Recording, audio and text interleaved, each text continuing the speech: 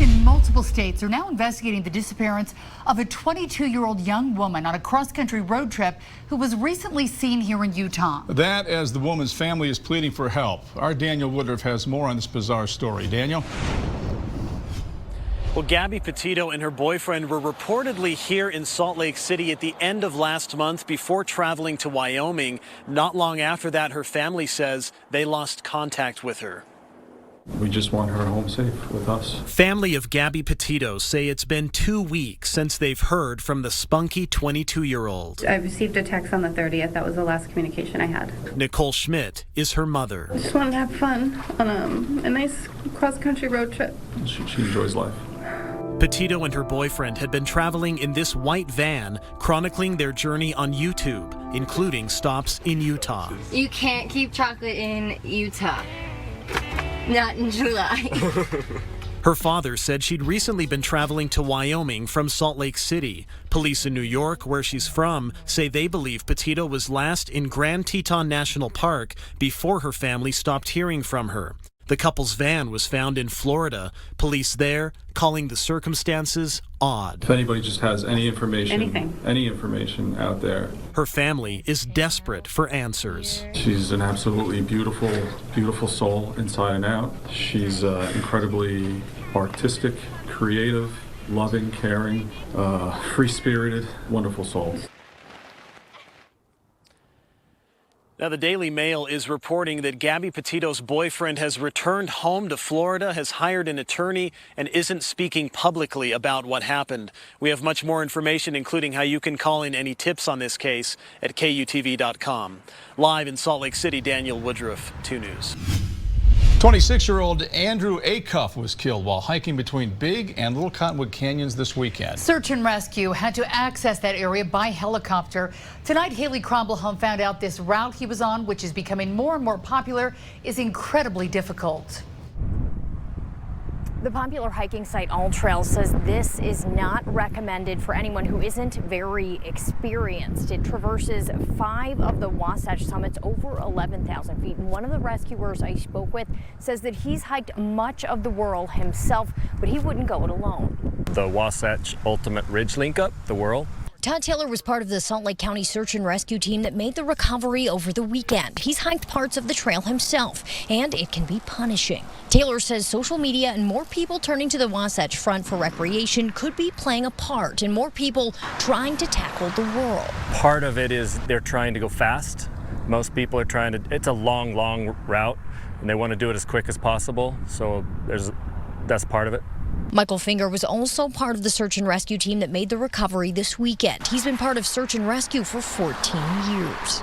Since I've been in the team, this is getting more and more popular. In fact, he's had other recent rescues there. A couple of Saturdays ago, we had an individual in Lone Peak that was finishing the Whirl, and they got sick at 2 in the morning and called 911 for help. Last October, Finger says they had 2 Whirl rescues in one day. And last year, they saw an accident in nearly the same area as the fatal one Sunday. They survived. They were lucky. They had a partner that was able to get down to them and help them out and call 911. More calls could be coming. It does seem to get more popular towards the fall, so it wouldn't surprise me if we have a few more. Now, coming up at 6, hear a little bit more about the Whirl and what makes it so treacherous. In Little Cottonwood Canyon, Haley Crumble, home 2 News. Okay, digest this one. How does a violent felon accused of new crimes get released from jail despite a warrant saying he shouldn't be on the streets? Even though he's back behind bars tonight, he roamed free for nearly 7 months, racking up new charges the entire time he was out. Daniel Woodruff has been investigating the story for weeks now. He discovered what went wrong here. It all comes down to paperwork. A key misstep led to this inmate slipping through the cracks, landing back on the streets for months. The defendant is a fugitive.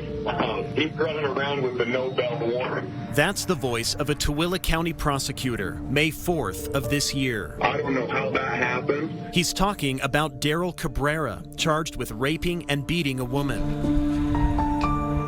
He was supposed to be in jail, but wasn't. I've got to tell you that it's sticking in my craw to watch this occur. This episode reveals a court system at the mercy of proper paperwork. And when there are mistakes... It looks like that there was some confusion with regard to the warrant not being properly issued. The effects can be lasting. We take our work really seriously.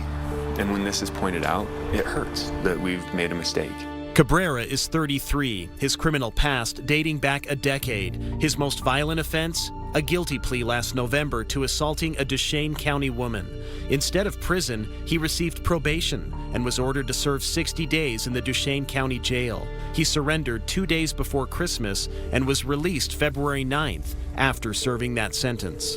But Cabrera should never have left custody. That's because on December 18th, just 5 days before he reported to jail in Duchesne, a Tooele County judge issued a no-bail warrant for his arrest. Court documents accuse him of raping and brutally attacking a woman in Tooele County to the point she lost consciousness. But that warrant somehow vanished, and Cabrera walked out of the Duchesne County Jail.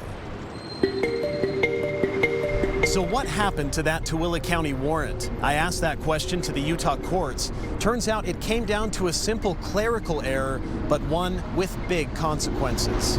Although we get it right almost all the time, when we get it wrong, we're okay to own that and improve our process. Michael Drexel is the assistant state court administrator. He says after a judge orders a warrant, a clerk adds that order into state systems, which is then available to law enforcement across Utah. In this instance, the clerical step didn't happen.